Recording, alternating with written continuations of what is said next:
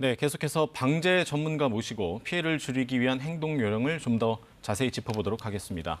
KBS 재난방송 전문위원인 장석환 대진대 건설환경공학부 교수 나와주셨습니다. 네, 교수님 안녕하십니까? 네, 안녕하십니까?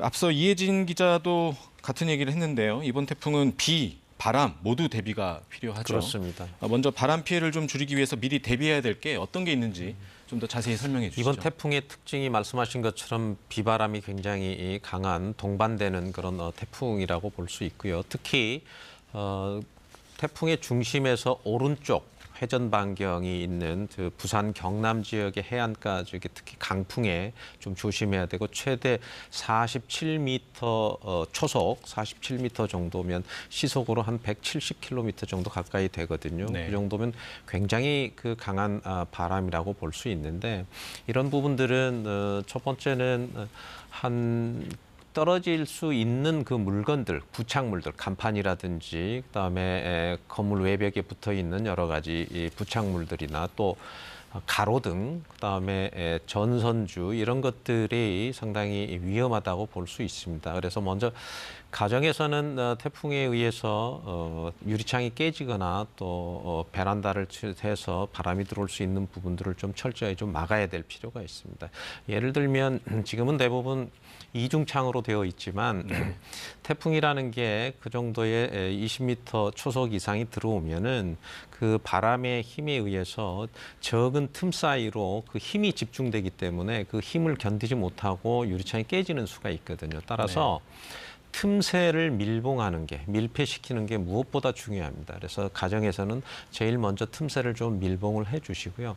그리고 만약에 유리창이 깨질 것을 대비해서 좀 그 집 안에서 유리창하고 조금 떨어진 곳에서 위치하고 필요합니다.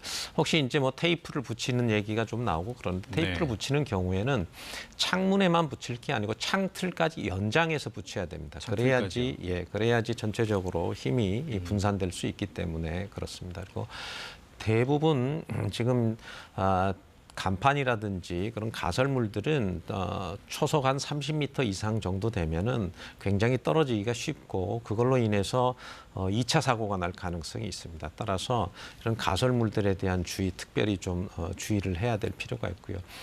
전선주 같은 경우가 만약에 물 웅덩이 있는 쪽으로 쓰러진다든지 이렇게 되면 거기에 전기에 대한 감전 사고가 날 수 있기 때문에 상당히 좀 주의해야 될 필요가 있다고 봅니다. 네. 어떻습니까? 현재로서는 남해안 같은 그런 해안 근처의 피해가 지금 가장 우려가 됩니다. 바닷가 쪽에서는 이번에 좀 큰 해일도 우려가 되고 있죠. 지금 950 헥토파스칼 정도 온다 그러지 않습니까? 네. 950 헥토파스칼이면 굉장한 저기압이거든요. 네. 저기압이라고 하는 것은 우리가 진공청소기를 생각하시면 좋겠습니다.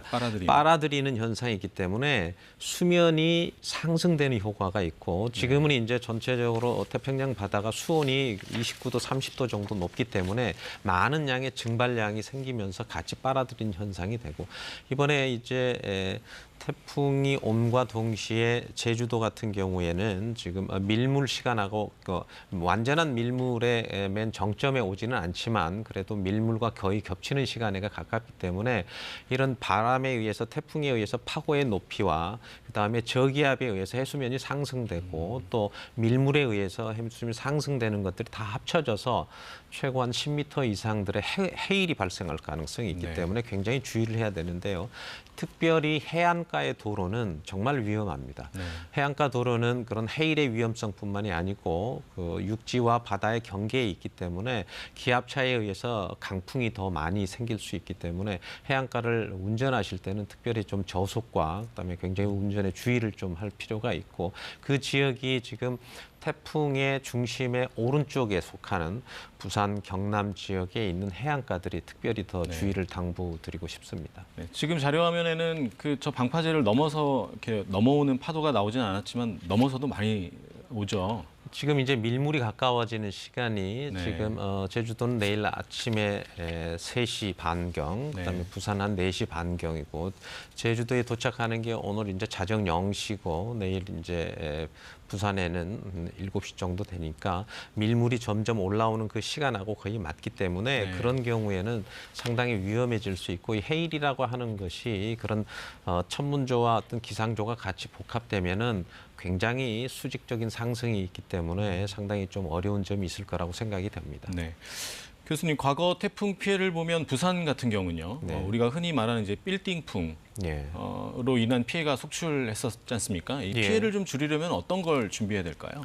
빌딩풍 같은 경우는 왜 생기냐면은 그 빌딩 숲 사이로 그 작은 골이 형성이 됩니다. 그리고 빌딩이라고 하는 것은 대부분 빌딩 자체에서 나오는 열도 있고 또 최근에는 이제 에어컨도 많이 틀기 때문에 실외기에서 나오는 열, 그러니까 주변에 있는 빌딩 바깥에 있는 그 빌딩 숲 외에 있는 데하고 상당한 기압골의 차이가 날 수 있는 기압의 차이가 나기 때문에 그 차이만큼의 더 강풍이 더 불 수 있고 풍속이 상승이 될 가능성이 많습니다. 따라서 이 부분들에 있어서는 빌딩풍이 반드시 있을 거라고 생각이 들고요. 재작년이었죠. 태풍의 하이선이라든지 마이삭 태풍 때 부산 해운대에 빌딩풍에 의해서 그 유리창이 깨지고 사람이 다치는 경우도 생겼거든요. 그래서 그런 부분들을 특히 이제 고층 10층 이상 뭐 30층, 40층 최근에는 뭐 50층까지 또 빌딩들이 있기 때문에 그런 경우는 위로 올라가면 올라갈수록 상승작용에 의해서 바람이 더 세집니다. 평균적으로 한 10%에서 20% 정도는 그 풍속이 더 세지기 때문에 굉장히 주의를 해야 됩니다. 그래서 조금 전에 말씀드린 것처럼 빌딩풍에 있어서 창문이 깨지지 않으려면 틈새가 없어야 됩니다. 작은 틈새라도 있으면 그쪽으로 집중돼서 그 부분들에서 깨지기 때문에 네. 전체적으로 완전히 밀폐가 돼 있으면은 힘이 바람이 들어와도 전체적으로 분산되는 효과가 있기 때문에 첫째 밀폐하는 게 굉장히 중요하다고 생각되고요.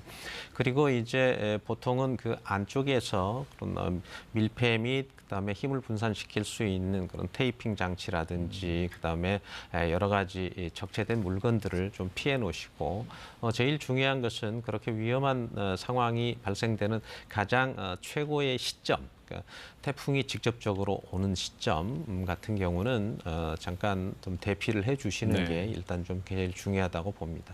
네, 말씀하셨지만 혹시 그 빌딩 아주 고층 빌딩이 많지 않습니까? 예. 고층 빌딩에 계신 분들은 뭐 창문이나 이런 것도 중요하지만 본인들의 이제 안전을 위해서 혹시 대피하는 게 더 좋지 않을까? 건물 자체에 대한 위험성은 좀 어떻습니까? 보통 이게 우리나라의 지금 콘크리트 구조물 같은 건축물 같은 경우는 내진 설계까지 하기 때문에 그런 풍압에 의해서 건물이 무너진다든지 이런 경우는 그렇게 없을 거라고 판단이 들고요. 적은 건축물, 특히 목조 건축물이라든지 임시 가설 건축물들은 초속 한 40m 이상이 되면은 전복이 되거나 넘어질 수 있지만 지금과 같은 큰 아파트 같은 그리고 고층 건물들은 풍압에 의해서 넘어질 염려는 물론 없습니다. 하지만 넘어질 염려보다는 빌딩 내에서 그런 풍압에 의해서 유리창이 깨지거나 그럴 수 있기 때문에 그런 부분 다시 한번 좀 살피시고요.